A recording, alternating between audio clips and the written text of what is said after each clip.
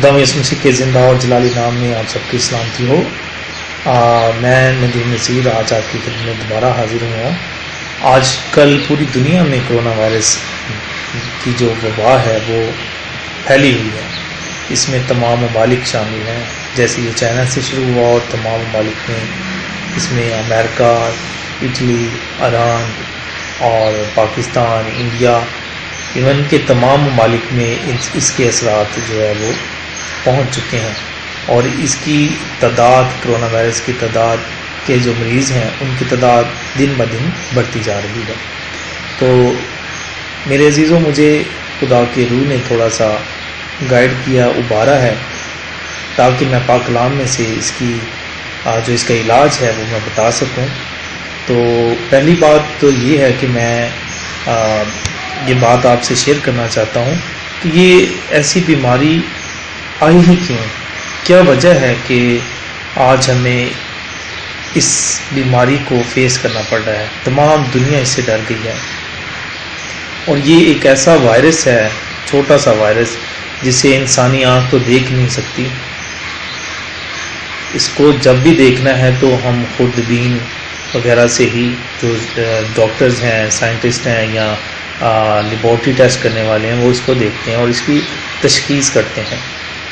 تو میرے عزیزوں، میں آپ کے سامنے ایک چھوٹا سا پیغام دینا چاہتا ہوں جسے سننا ہمارے لیے بہت ضروری ہے، اور اس کا علاج بھی ہمیں مل جائے گا۔ تو میں چند جو باتیں ہیں کلام کے ذریعے سے آپ کے ساتھ شیئر کرنا چاہتا ہوں۔ تو پہلی بات تو یہ ہے کہ آج ہم سیکھتے ہیں کہ یہ بیماری آئی کیوں، تو اس کی وجہ کیا ہے، تاکہ ہم اس کا علاج کو حاصل کر سکیں۔ اگر ہم چند چیزوں پر غور کریں تو ہمیں پتہ چلے گا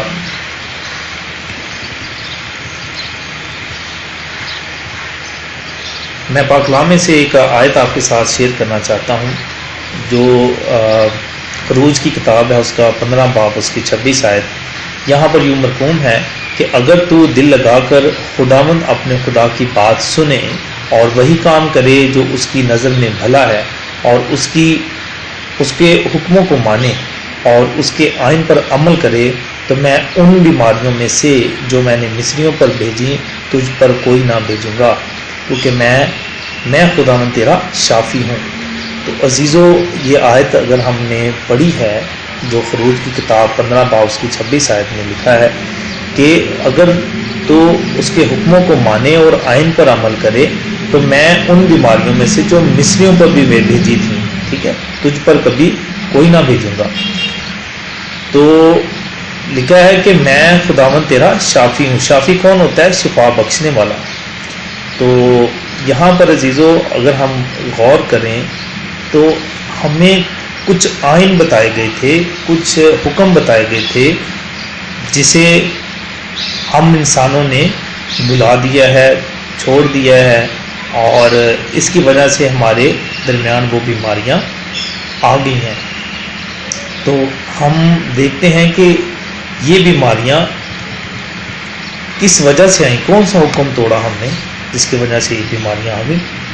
تو اگر استثنا 14 باب اس کی 3 آیت اور 7 اور 8 آیت کو اگر ہم دیکھتے ہیں، یہاں پر ان چیزوں کا ذکر ہے جو آئین ہم نے توڑے اور حکم توڑے۔ تو لکھا ہے 30 آیت میں، استثنا 14 باب اس کی 30 آیت میں لکھا ہے، تو کسی گھنونی چیز کو مت کھانا۔ گھنونی چیز کیا ہو سکتی ہے؟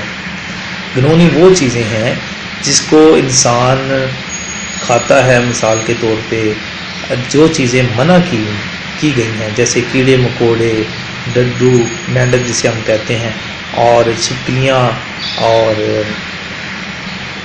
تمام ایسی ٹڈیاں جو جنگلی ہیں جسے ہم انسان دیکھ کے ڈر جاتے ہیں لیکن لوگ اس کو کھاتے ہیں۔ سانپ ہے، چمگادڑ ہیں، اور چیل، کوے، کتے، بلیاں، ہر وہ چیز جو گھنونی ہمیں نظر آتی ہیں وہ کھاتے ہیں۔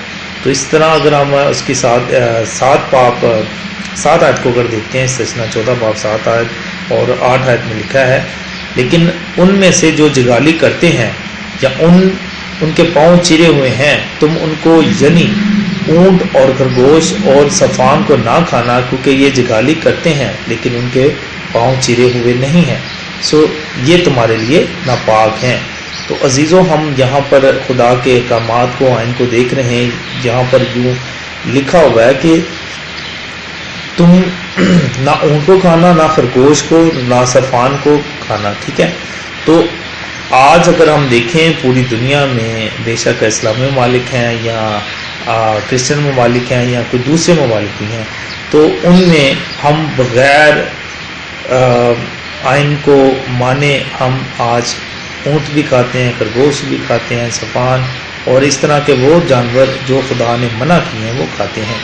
اور اسی طرح اگر 8ویں آیت کو دیکھتے ہیں اور لکھا ہوا ہے، اور سور تمہارے لیے اس سبب سے ناپاک ہے کہ اس کے پاؤں تو چرے ہوئے ہیں پر وہ جدالی نہیں کرتا، تم نہ تو ان کا گوشت کھانا اور نہ ان کی لاش کو ہاتھ لگانا۔ تو عزیزو، یہاں پر لکھا ہوا ہے کہ نہ سور کھانا۔ تو تمام ایسے ممالک جو سور بھی کھاتے ہیں اور اونٹ کھاتے ہیں، اونٹ کی قربانی کرتے ہیں، تو یہ احکامات ان تمام لوگوں کے لیے ہے جو اس آئین کو نہیں مانتے۔ تو اس کے لیے آج کل ہم مزید بھی دیکھتے ہیں، تو ہمیں تو یعنی کہ شہروں کے اندر، پاکستان کے اندر اور دیگر ممالک کے اندر بھی گدھے کا گوشت بھی کھانے کے لیے دیا جا رہا تھا، جو لوگ کہتے تھے یہ پاک ہوتا ہے، یہ اس طرح ہے۔ تو ہم دیکھتے ہیں کہ جو چیزیں خدا نے ناپاک ٹھہرائی، ہم اس کو پاک کرنے کی کوشش کر کے اس کو کھانے کی کوشش کرتے ہیں، تو یہ آئین کو ہم نے توڑا ہے۔ تو آج اگر ہم ایک اور پیشن گوئی دیکھتے ہیں جو یسایہ نبی کی معرفت لکھی ہوئی تھی، وہ پوری ہو گئی ہے۔ کون سی ہے وہ؟ اگر ہم یسایہ کی کتاب اس کا 66 باب اس کی 17 آیت کو اگر ہم دیکھتے ہیں تو لکھا ہے، وہ جو باغوں کے وسط میں کسی کے پیچھے کھڑے ہونے کے لیے اپنے آپ کو پاک صاف کرتے ہیں، جو سور کا گوشت اور مکروہ چیزیں اور چوہے کھاتے ہیں، خداوند فرماتا ہے وہ باہم فنا ہو جائیں گے۔ تو یہاں پر وہ پیشن گوئی یاد ہوئی ہے۔ وہ مکروہ چیزیں کون سی ہیں؟ وہ مکروہ چیزیں کتے، بلیاں، ٹڈیاں، کن کھجورے، لال بیگ اور ایسے وہ تمام ڈشز جو آپ نے چائنا میں بھی دیکھی ہوں گی، اور چوہے کھاتے ہیں، مینڈک کھاتے ہیں، اور آج وہ عذاب ان پہ آ چکا ہے۔ اس طرح وہ چیزیں بھی جو میں نے پہلی 7 آیت میں پڑھی تھیں کہ اونٹ، صفان، گوشت، اس کا گوشت کھاتے ہیں، اور اس طرح جو ہے وہ کیا کہتے ہیں، سور کھاتے ہیں، ان کے اندر بھی وہ بیماریاں آئیں گی۔ تو دیکھو آج پوری دنیا اس کی زد میں آ چکی ہے، کرونا وائرس کی زد میں آ چکی ہے۔ تو یہ ہونا ہی تھا اگر ہم آئین کو نہیں مانتے۔ چائنا کے لوگ خدا یسوع مسیح پر ایمان بہت کم لوگ لے کر آتے ہیں۔ اسی طرح اسلامی ممالک میں بھی کچھ ایسے لوگ ہیں جو صرف خدا یسوع مسیح کو اوپر سے ہی مانتے ہیں، جس کہتے ہیں جی ہم اس پر ایمان لے کر آئے ہیں، لیکن ان کی احکامات کو ان کو نہیں مانتے، بائبل کو تحریف شدہ مانتے ہیں اور کہتے ہیں جی اس میں تحریف ہو چکی ہے، ہم نہیں مانیں گے اس کو، اور اس کو بہت زیادہ تنقید کا نشانہ بناتے ہیں۔ تو میرے عزیزو، ایسی چیزیں جو بائبل مقدس میں لکھی گئی ہیں، انسان کے متعلق لکھی گئی ہیں، ان کے آئین کے مطابق لکھی گئی ہیں، خدا کے آئین کے مطابق، تاکہ انسان اور ان کو مانے، تو ہم اس کو پس پشت کر دیتے ہیں، تو اس کو مانتے نہیں۔ تو خدا یسوع مسیح نے بھی آخری ایام کے وقت ایک پیشن گوئی کی تھی، جو لکھا ہوا ہے لوکا 21 باب اس کی 11 آیت میں لکھا ہوا ہے، اور بڑے بڑے بھونچال آئیں گے اور جا بجا کال اور مری پڑے گی۔ تو عزیزو، یہاں پر مری پڑنے سے مراد وہی ہے کہ یہ موت سے مماثلت رکھتا ہے، جیسے پہلے تون کی بیماری تھی، اسی طرح یہ بیماری پھیل چکی ہے کہ مری پڑے گی ہر طرف، اور آسمان پر بڑی بڑی دہشت ناک باتیں اور نشانیاں ظاہر ہوں گی۔ تو یہ عزیزو وہ پیشن گوئیاں اور بڑے بڑے بھونچال آج ہم دیکھتے ہیں، اور سال کے شروع میں ہم نے دیکھا کہ ایک سورج گرہن اتنا بڑا لگا، ٹھیک ہے، آسمان پر عجائب جو نشانات ہمیں دکھائے جا رہے ہیں، اور مری پڑے گی، یہ وہ پیشن گوئی ہے جو خدا یسوع مسیح نے بھی بتائی تھی، آج پوری ہو رہی ہے کہ جا بجا جو ہے وہ کال پڑیں گے اور مری پڑے گی۔ تو دیکھیں آج پوری دنیا اس زد میں آ چکی ہے، اور بڑی بڑی نشانیاں ہمیں دکھائی جا رہی ہیں جو آسمان پر بھی ہیں۔ تو متی اگر ہم 8 باب اس کی 17 آیت کو ہم دیکھتے ہیں، لکھا ہے تاکہ جو یسایہ نبی کی معرفت کہا گیا تھا وہ پورا ہو کہ اس نے آپ ہمارے کمزوریاں لے لیں اور بیماریاں اٹھا لیں، تو عزیزو آج ہم دیکھتے ہیں کہ خدا یسوع مسیح کا جب دور آیا تھا تو اس نے کیا کیا تھا کہ تمام بیماریاں کمزوریاں اٹھا لی تھیں اور وہ شفا بخشنے والا وہ شافی بن کر آیا تھا۔ تو جب یسوع مسیح آئے تو انہوں نے تمام بیماریوں کو جو یسوع پر ایمان لے کر آتے تھے شفا بخشی، اور جب یسوع مسیح آسمان پر گئے تو اس نے پہلے انہوں نے اپنے شاگردوں کو یہ اختیار دیا۔ اگر ہم دیکھتے ہیں متی 10 باب اس کی پہلی آیت میں لکھا ہے کہ پھر اس نے اپنے 12 شاگردوں کو پاس بلا کر ان کو ناپاک روحوں پر اختیار بخشا کہ ان کو نکالیں اور ہر طرح کی بیماری اور ہر طرح کی کمزوری کو دور کریں۔ تو عزیزو یہاں پر دیکھتے ہیں کہ جیسے جب خدا یسوع مسیح کا دور تھا وہ تبلیغ کر رہے تھے، منادی کر رہے تھے اور دنیا کے لیے نجات بن کر آئے تھے، تو انہوں نے کوئی ایسا انسان نہیں چھوڑا جس کو جو بیمار ہو اور اس نے انہوں نے شفا نہ دی، بلکہ اندھوں کو کوڑیوں کو پاک صاف کیا اور ہر طرح کی بیماری اور جو کچھ بھی تھا بیماریوں میں آتا تھا خدا یسوع مسیح نے ان کو دور کیا۔ اور جب وہ آسمان پر گئے تو انہوں نے اپنے شاگردوں کو اختیار بخشا تاکہ جو کوئی اس پر ایمان لے کر آتا ہے وہ شفا کا کام کر سکتا ہے۔ سو میرے عزیزو یہ وقت ہے اپنے آپ کو بدلنے کا، یسوع مسیح پر ایمان لانے کا، جس طرح وہ اپنے ایمان لانے والوں کو شفا بخشتا ہے۔ مرکز اگر ہم 16 باب اس کی 15 سے 18 آیت کو اگر ہم دیکھتے ہیں تو لکھا ہے، اور اس نے ان سے کہا کہ تم تمام دنیا میں جا کر ساری خلقت کے سامنے انجیل کی منادی کرو۔ کس کو؟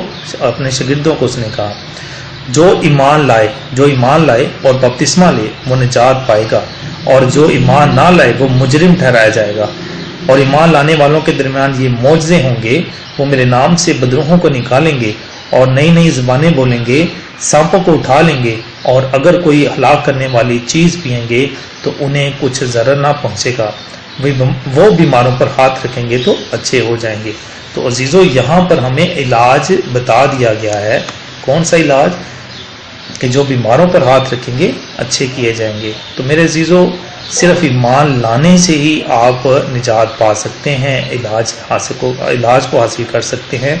اور اگر ہم اتنی احتیاط اور احتیاطی تدابیر استعمال کر رہے ہیں کہ کرونا وائرس سے بچا جائے، تو کیوں نہ ہم جسٹ ایک الفاظ منہ سے کہنے سے، ادا کرنے سے کہ ہم یسوع پر ایمان لاتے ہیں، وہی ہمارا نجات دہندہ تھا جس نے ہمارے لیے جو قربانی جو فدیہ دیا اور ہمیں مول لے لیا، ہم اس پر ایمان لاتے ہیں تاکہ ہم جو ہے نا وہ اس نجات کو حاصل کر سکتے ہیں، کیونکہ اس نے کہا راہ حق اور زندگی میں ہوں۔ تو اگر ہم اس پر ایمان لاتے ہیں تو ہم یقیناً بچ سکتے ہیں۔ تو میرے عزیزو یہ میں نے ایک چھوٹا سا پیغام آپ کے لیے دینا تھا کہ علاج آج ہمارے جتنے بھی مسیحی لوگ ہیں جو یسوع پر ایمان لے کر آتے ہیں، اگر ان کے پاس موجود ہے، اگر وہ ایمان سے دعا کریں گے، بیماروں پر شفا ہاتھ رکھیں گے، دعا کریں گے تو وہ یقیناً بچ جائیں گے۔ تو میں آج پوری دنیا کے لیے یہ پیغام دینا چاہتا ہوں کہ خدا یسوع مسیح پر ضرور ایمان لے کر آئیں، کیونکہ وہ شافی تھا۔ انہوں نے اپنے شاگردوں کو بھی یہ اختیار بخشا ہے کہ اس پر ایمان لے کر آتا ہے اور نجات کو حاصل کرے گا، اور جو ہمیں بھی ان پر ایمان لے کر آنے کی ضرورت ہے تاکہ ہم اس علاج کو جو ہے نا وہ حاصل کر سکیں۔ یہ ایمان ہی کے وسیلہ سے ہم علاج کو حاصل کرتے ہیں۔ تو خداوند اس کلام کے وسیلہ سے ہم سب کی زندگی کو چینج کرے اور ہمیں خداوند یسوع مسیح کے احکامات پر عمل کرنے کی توفیق دے۔ آمین۔